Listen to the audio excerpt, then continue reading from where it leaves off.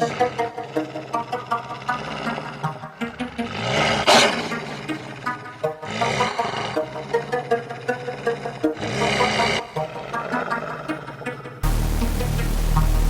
this is Wolf Creek, we ain't going nowhere.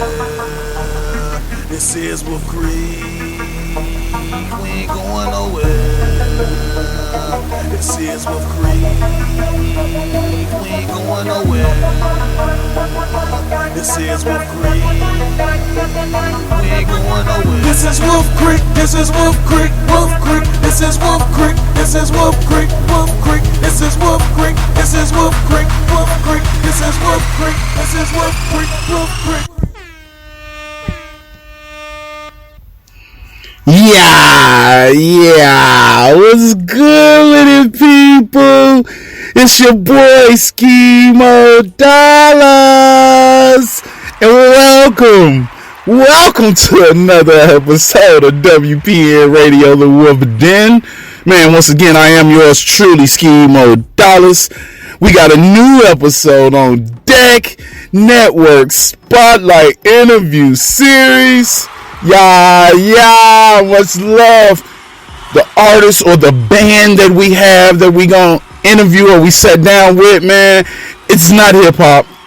Yeah, it's not hip hop. No.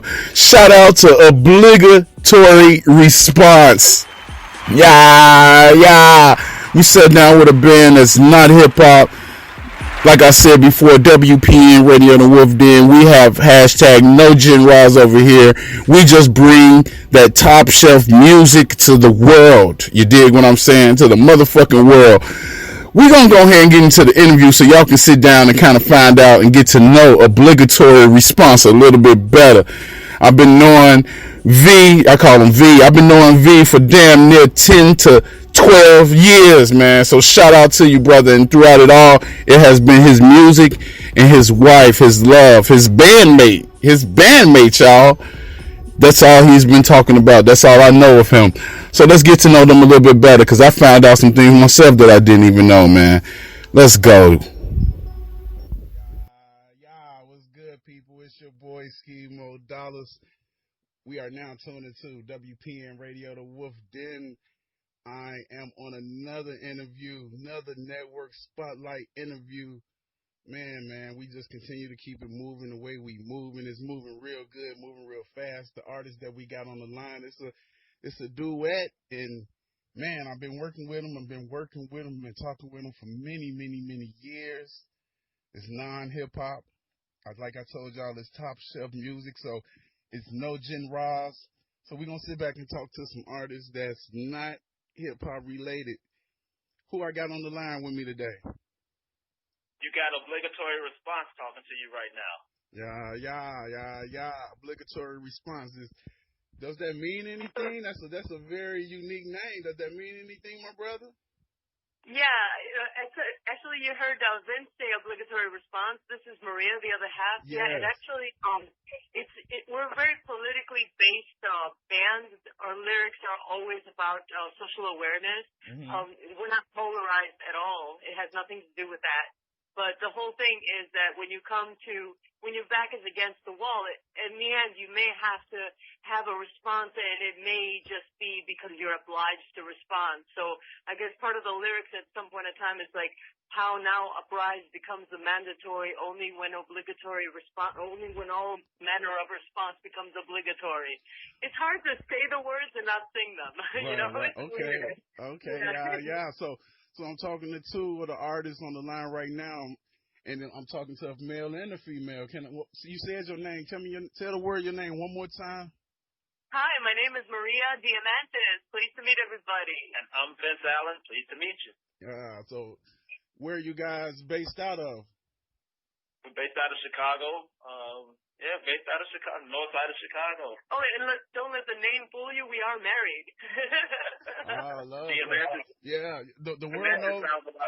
The world knows I'm married too. Shout out, baby K. Shout out to my love. I just got married. We just got married last year, as a matter of fact. Congratulations! Thank you. Oh my God, thank I'm you. honored. Yeah, we've been together for 12 years, but we got married last year. we've been together for 21 years, and we got married about a few years ago. 4 years ago. Yeah, like we're the same way. It took a while. It took a while for us to get around to it. We were too busy making music. Yeah. That's our baby. To the world. I'm talking to the world right now. This guy right here, me and him have been knowing each other for over 10 years, maybe even 12 to 13 years. And throughout that time, he has been nothing but about his craft. So the connection with me and this guy has been nothing but music. And we have other connections, but that the true connection has been music. So shout out to you all, because you all have continued. Man, I've been knowing y'all following y'all for a long time.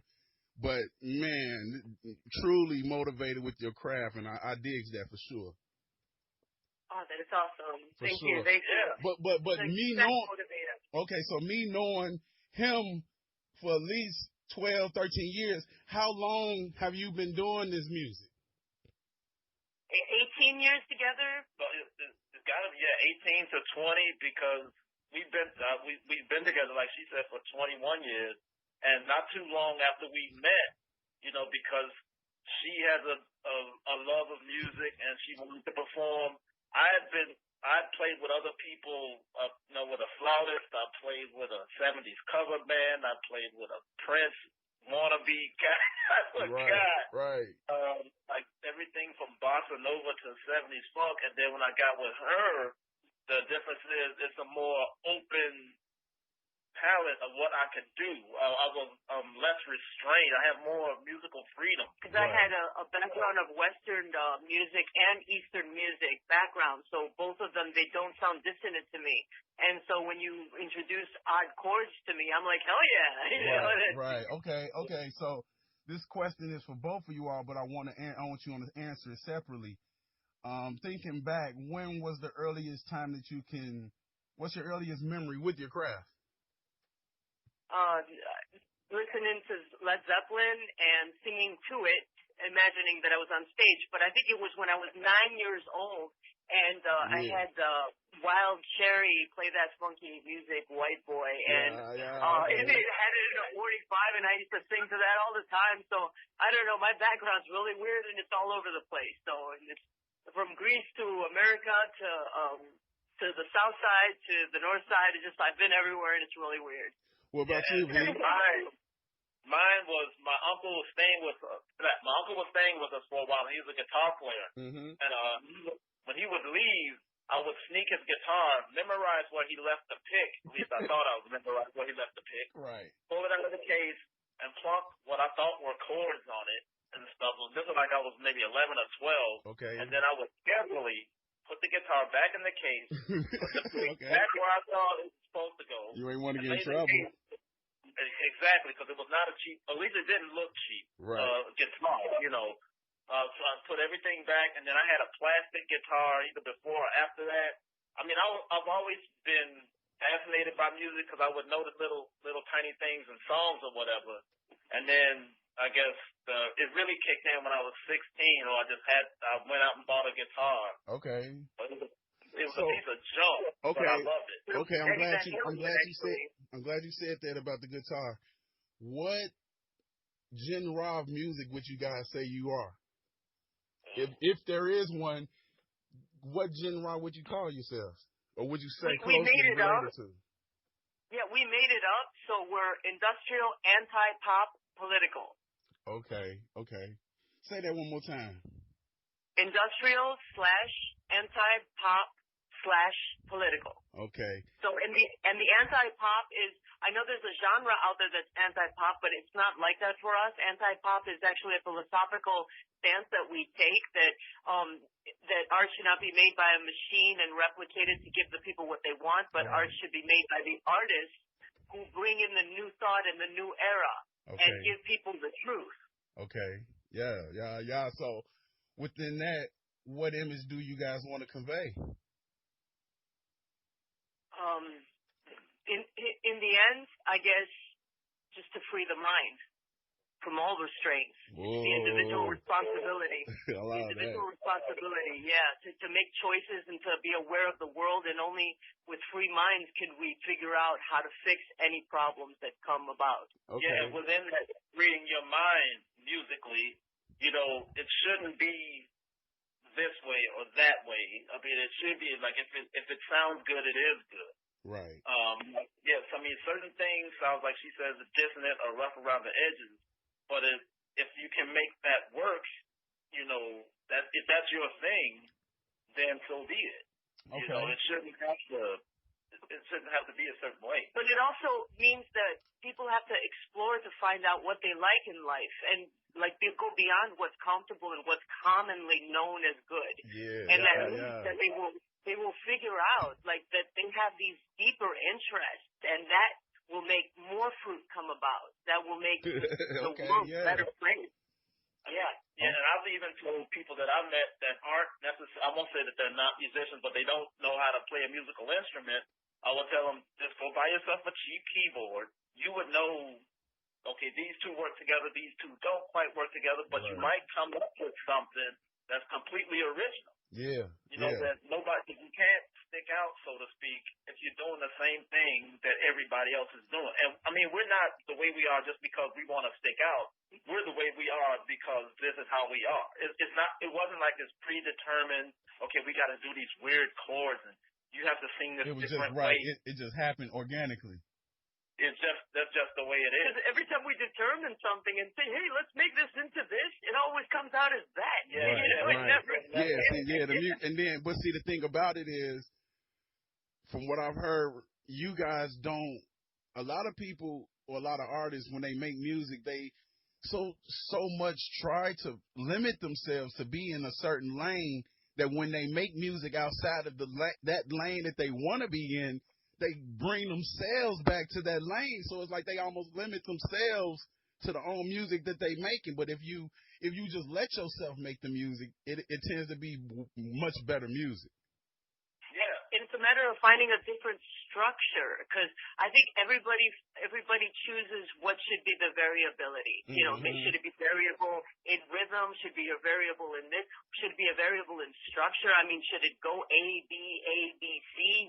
Should there be a bridge in there? Should there not? If it's not, how do you make it into something that's a different structure that could stick into people's heads? So I think the experimentation in that direction is like, you have to go in some lane. Right. But, if you still confine yourself, you still end up in the same, end, and sometimes that's not what you want. So you got to make a new bowling alley, a new shoes for the alley, everything, and create a new environment with new rules and new laws. Yeah, and my thing is, we go in there with a square bowling ball and you make it work. You do that all hell. I mean, it's tumbling down the lane, making nicks and dings on its way down there, but you even if you knock only one pin down, you've done it with a square bowling ball. Right. Okay. Well, like the thing about you guys, I also know you perform live a lot and you record a lot. Which one do you prefer? Recording or performing live? Performing definitely, because live we're still trying to figure out how to record right and how to get our live performances, but we're evolving all the time and we practice all the time. And since we live stream every Sunday, we've been doing it for several months now. It's like the live performance thing is just food for us. We want to get more practice into recording, and we have had many hours of recording practice. And that's a whole different genre. Yes. Yeah, what do we like better? I'm sure we would like both better. I just wish we had more time and more money to be able to get our recording side just as good. Putting something in stone is just as beautiful as doing it live in front of a person. Yeah, I mean, I think live is better, and most interviews, and I'm not just saying this because of artists that I've read about, most people prefer live because you're not restrained. Everything isn't, everything doesn't have to be quote unquote perfect. You can just do it. If you make a mistake, oh well, there goes that mistake, and you figure out how to either glance over it or acknowledge it or whatever in the studio. And you yourself know this. You make a mistake. If it's a little mistake, you might be. I mean, thanks to modern technology, you don't have to go all the way back and re-record the whole thing. Yeah. But you still focus on getting getting everything right that sort of tightens you up, you know. I think live, you just do it. Yeah, I think also because you're limited, you can't hear yourself as well as a singer because you're wearing headphones, so you don't have that head voice coming through. There's so many limitations that it's just not the same, so you have to adjust the way you play and perform. But in the end, you're carving a gem when you're trying to set something in stone and have it perfect. So that requires definitely its skill and its attention, you know, and its beauty. So there's pros and cons to both, definitely.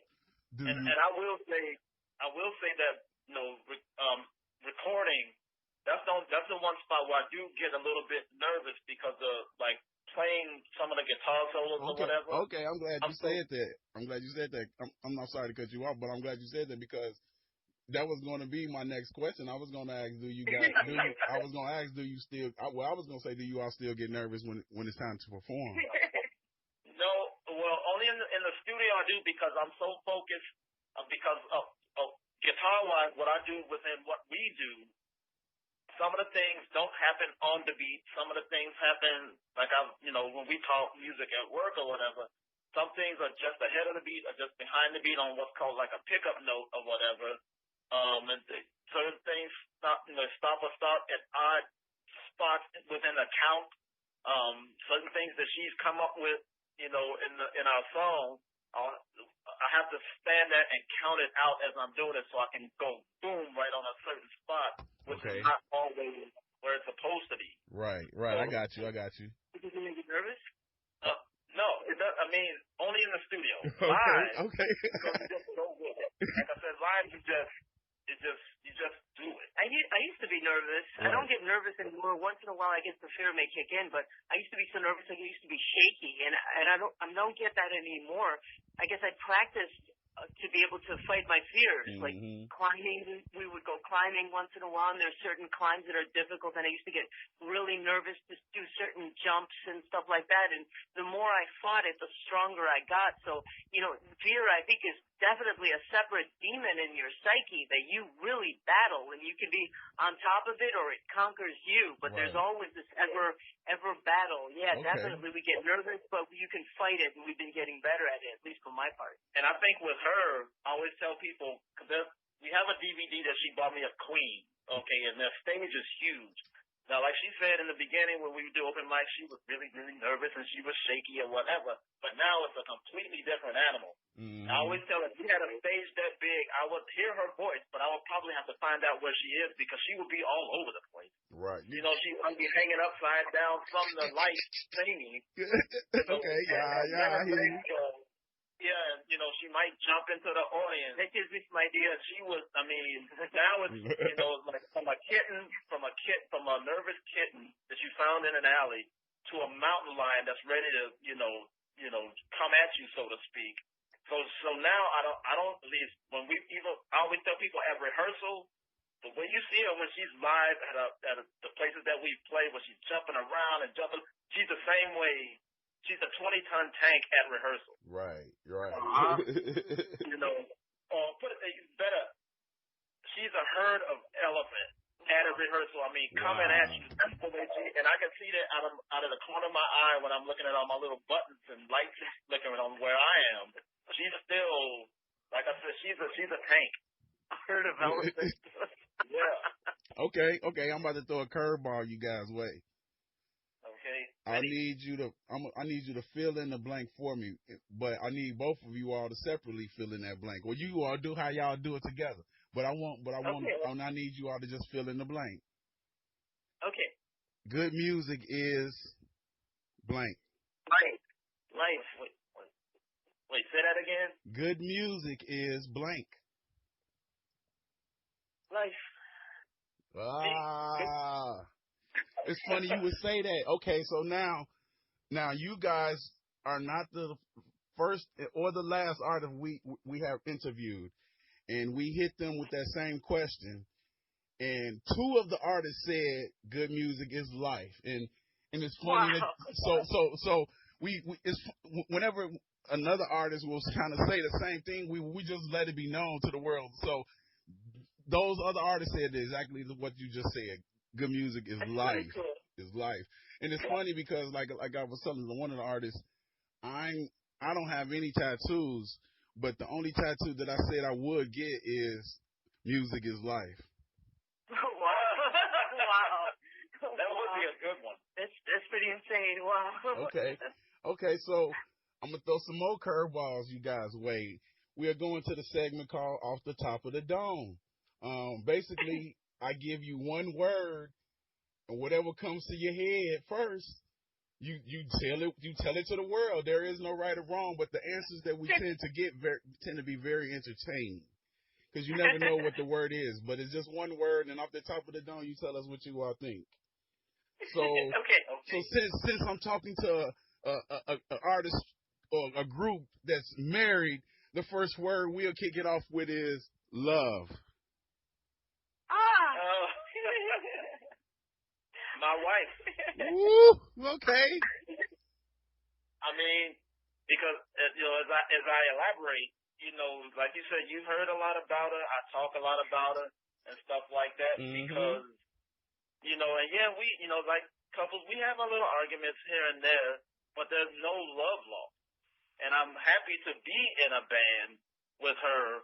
Not saying it because she's sitting next to me, right. Not, and she's strong for her size. I'm not saying it for that reason. But, I mean, I enjoy it because in this band with her, it gives, like I said, as I repeat myself, a musical freedom that I haven't had with other bands. The other bands I was in, I liked it, though, because I wouldn't have done it, if I wasn't. And every once in a while, she'll ask me, do you like what we're doing? I tell her, yeah. And I'm, because if I didn't, I wouldn't be doing it. Wife, sister, she was my mother. Right. I really enjoy doing what we're doing. And I always tell her, I wouldn't be doing it. I wouldn't be spending this time at rehearsal. I wouldn't, spending the money on, gear and, Right. Yep. I hear you. I hear you. Yeah. Okay. Next word. Next word. Donald Trump. Indigestion. No, I'm sorry. Something more than that. No, he's better. Okay. Wait. Half of the problem. Oh, okay. Yeah, I hear you. Okay, Michael Jackson. Michael Jackson. What is it? Innocent. Michael Jackson. Wow. I say innocent. Yeah. I mean, yeah. I want to put that out to the world. I'm gonna jump on board with her and say that because growing up, again, I'm probably elaborating what I probably shouldn't, but growing up the way he grew up, you're gonna end up different. Let me just put it that way. But as like she said, innocent, and that innocence is because of the way that he grew up. I mean, when we were all 8 and 9 years old, you go out and play. Yeah. You go out and get dirty. You go out and get smelly. Come in, mama tell you to take a bath or whatever.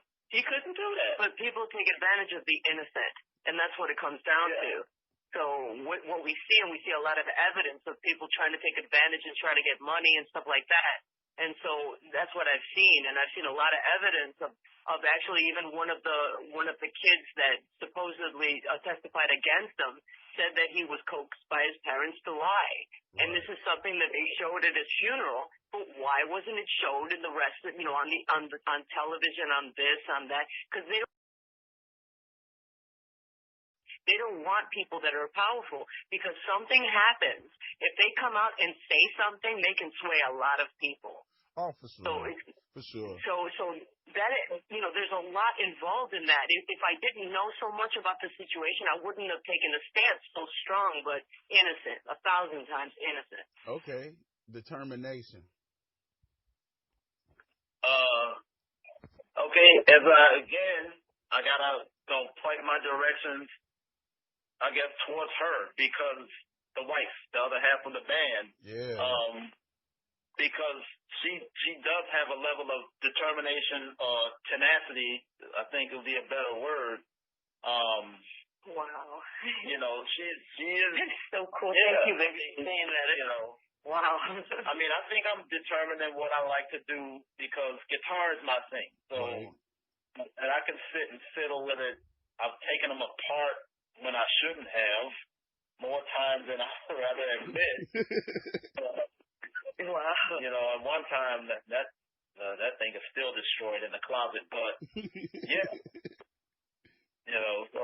But it's all because I'm a poet, and then I became a singer and a musician and all of this. I've always been determined to try to get my view across. Okay, yeah, I can hear you. I hear you. Because you're a rapper, you know, you're a hip hop artist, you know, it's all about like what you got in your mind. Very important. The words are everything. Okay. So look, man, like I got to throw another one y'all way, because like I say, our interviews go differently than a lot of other ones.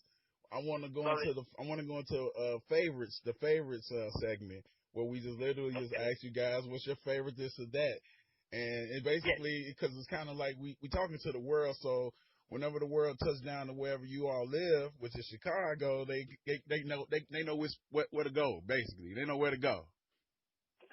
So I would say to you guys, what would be your favorite album? Wow, that's hard. I know I like so many different styles of music that I can't say I have a favorite, because I love jazz. So Billy Strayhorn's Lush Life would be, because he's my favorite composer, would be in the jazz category. In the rock category, it will probably be Van Halen's Fair Warning, or it might be someone. Wow. That's hard. Okay.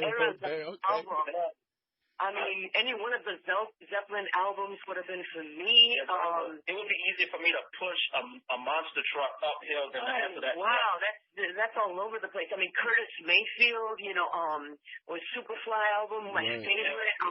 Ennio Morricone, the guy that. Wow. Yeah, Ennio Morricone, the guy that the composer for The Good, Bad, and the Ugly. Oh, that's all. Yeah. Also, I love that. Like she said, the Superfly, what Curtis Mayfield did. So those are my two favorite soundtracks. Then you got Meshuggah Live, and that's some math metal and Swedish metal band, and then you have Animals as Leaders, your prog rock. Yeah, Pablo de Lucia, which is a flamenco guy, and I love flamenco. Oh my gosh. Power, which is like a deep down South American band. Americana, they're considered Gothic Americana. So it's like power. And Sackloft and Ash was one of their albums, and Secret South was one of their albums, and Stevie Wonder. Oh my gosh, yes. Like, the soundtrack for Twin Peaks, which is the Twin Peaks, the series on TV, the soundtrack is amazing. For the audience, Niccolo Paganini, which he was a 17th century violinist that people assumed at that time, had made a deal with the devil for his technique, and his technique is just ridiculously freaky. There's only so many people that can play his pieces. So he composed. Yeah, Jesus Christ Superstar from the 60s. That whole album is amazing. Yeah, Carl Orff, Carmina Burana. That's this opera that I'm sure you actually heard some of the music because it was played in so many commercials and stuff. But Carmina Burana is like an excellent whole album, and it's all opera. And I'm not a big opera fan, but that's amazing. And somebody she introduced me to, Eleni Vitali. Oh yeah, the Greek singer. I don't understand half of what she's saying, but it's so good. She's got this raspy voice, and it's amazing because she's Greek, but she's gypsy, or her background is gypsy families, and that whole family is just musically just profound. Okay. In a different direction. Okay. Well, let me ask you this then. What's your favorite? If you guys was going to sit down and have some food together, what restaurant would you go to? Oh, Barbariani's. Where are they located? So they're on Lawrence and Lincoln Avenue, right where Lincoln Avenue begins. And they're a Greek restaurant, but they're Middle Eastern owned. We've been going to them for 15 years, and they've treated us like gold, and their food is amazing. Yeah, in Chicago. Wow. Like she said, at Lawrence, there's a part of Lincoln that sort of meanders off to the side. If you're heading south, down Western, and you run into Lawrence. You make a right, make a left on Lawrence, and then make an immediate right. So Barbayan. Yeah, Barbayan. Barbayannis. Something like that. Okay, The food is great. Let me ask food you. is great. I'm sorry. No. And they have belly dancers there once in a while and great Middle Eastern music. If anybody's interested, we love it. And we think it's awesome. Yeah. Okay, well, let me ask you guys this then. Pepsi or Coke? RC. Wow. Well, for me, I don't. That's the only one I have to say. I don't do. I haven't had any type of pop or soda, depending on where you're from, in probably 20 years, more than 20 years. So we're not politically nor soda pop polarized. Yeah. Okay. So I don't. Okay. I'd have to kind of bow out on that question because at this point, I don't drink either one. Okay. For me, it's only water. That's it. Well, okay. Hot or cold? Hot or cold water or hot or cold period? Hot or cold? Period. Hot or cold? Hot.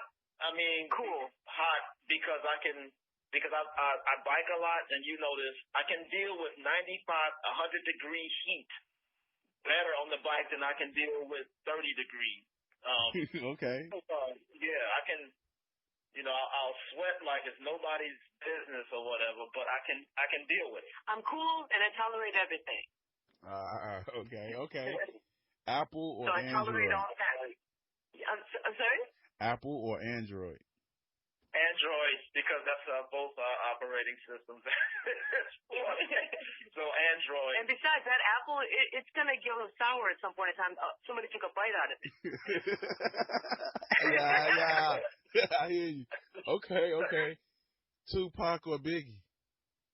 Oh my God, that's difficult. Biggie. That's not fair. I like Biggie better. I mean, Biggie was the poet. I mean, so was Tupac. But, only one. Oh my God, that was a difficult one. I always like Biggie's stuff better than Tupac. But Tupac was profound. I mean, in a different direction, Tupac was a good.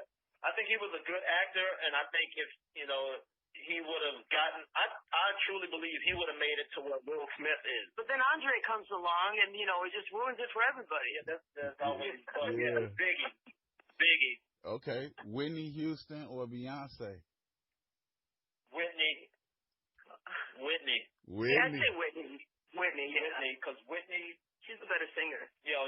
She had the voice and she had the chops, and it's not only about chops, but Beyonce is a machine. I think she's awesome. I'm sure she's a cool chick. Don't take me wrong, but that's a machine behind her. There's a machine behind both. But Whitney, she had the chops. Yeah, Whitney was the R&B vocal. Well, maybe like the R&B vocal equivalent to punk rock or whatever, because she's just raw talent, just raw. Because I don't think as far as I know, she never had any musical training. She could just sing, and probably knock you over with volume.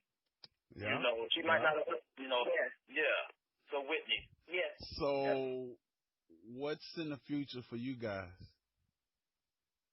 We don't know. Whatever comes our way. I mean, eventually, if there's going to be a revolution, we're going to be part of it. That's, we'll be musically part of it. Okay. Yeah. Okay. Where can the world find you guys? Okay, so you can go to my page, which is on Facebook, and it's under the name Maria Luisa Diamantes. It's Louiza, the center name. And we stream live every Sunday at 8 p.m. You can go to our page and check out our previous recordings. Even if you go to Obligatory Response page on Facebook, you can find our previous recordings. So, yeah, we are playing tomorrow at 8 o'clock. We play 3 songs usually.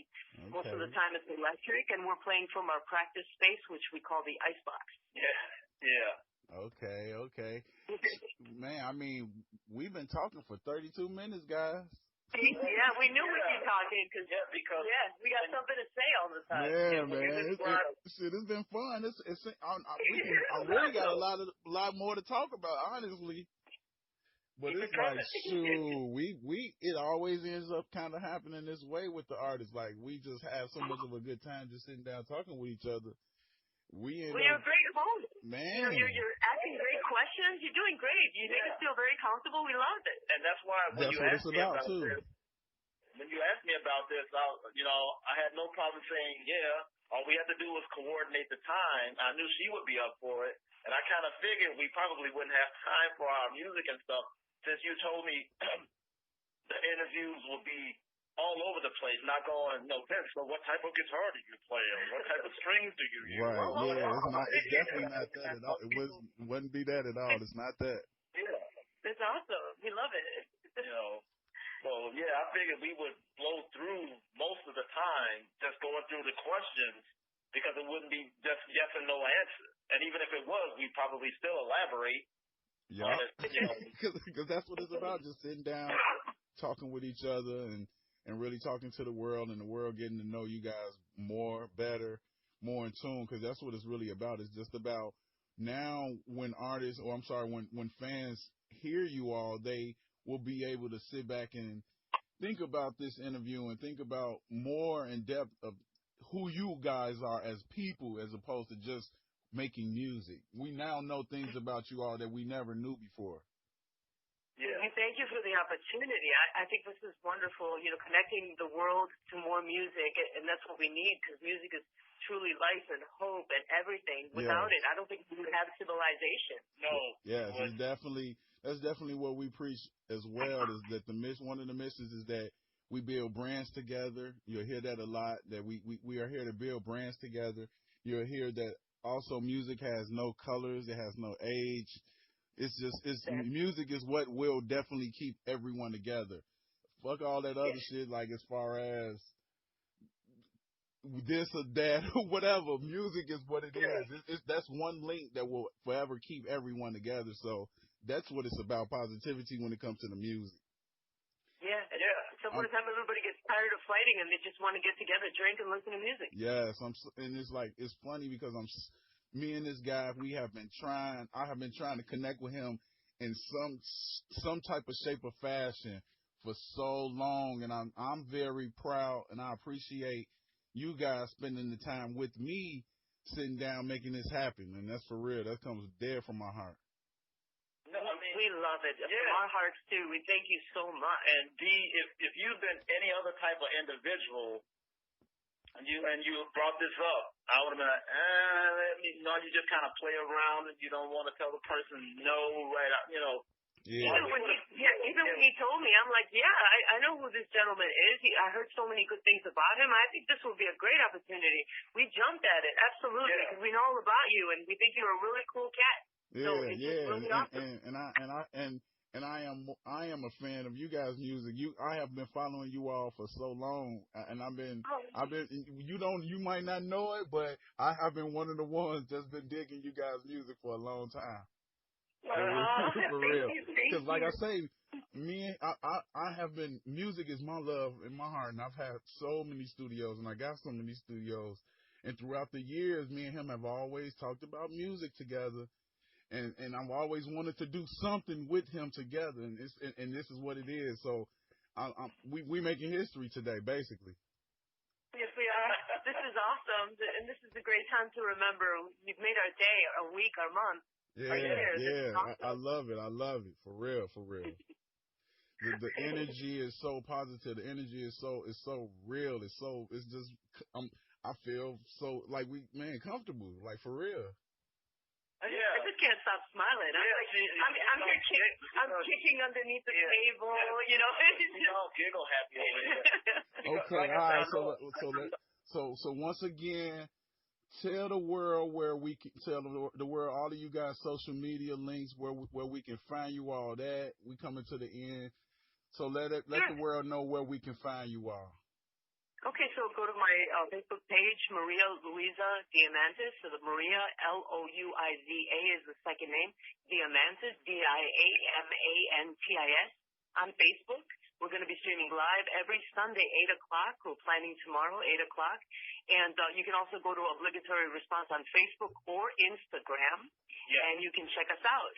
And all of when we're done with when we do the Facebook stream, I'll take those and then upload them to Instagram. So if they miss it on Facebook, Well, obviously they won't miss it because then they can just watch it later. But I'll upload it to Instagram for those people who prefer to just, watch it. And we like it when people interact. We love it, and when people give us, even their opinions, we love it. Keep it coming. We think that's awesome. Yeah. Man, well, once again, we coming to the end. It's been fun. It's been real. I am Schemo Dollars. Tell the world what band am I speaking with again? Obligatory response. Yes. We're going to go ahead and get up out of here and just to the world, just have be safe out here, be positive out here, and continue to follow them, continue to check their music out. They on all major platforms as well, so they ain't hard to find, so check them out. And they got a lot of more music coming our way, coming your way. You will hear some of their music on WPN Radio, the Wolf Den as well. We all on major platforms as well. More stuff to come, more music to come, more everything to come. This is not the first or this is not the last interview with them as well either, because we got a lot of more to talk about. So we're going to go ahead and get up out of here, and much love to y'all. Thank you so much. Yeah. Thank you, everybody. Love back in the world. And the wife and the kids. Yes, sir, brother. All right, then. You be easy, okay? All right, now. You too. Thank you. All right, y'all be safe out here. All right.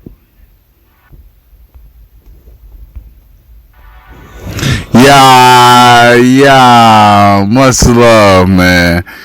Had a very good time with Obligatory Response.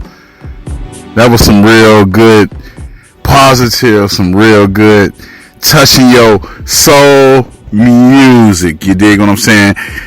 And as far as with that interview, I felt it, man. I felt you guys. Much love to you all, man. Continue to do what you all do. We coming to the end of this episode. This is the WPN Radio, the Wolf Den. I am Schemo Dollars. This is the Network Spotlight interview series where we had Obligatory Response. And I'm going to say that name again one more time.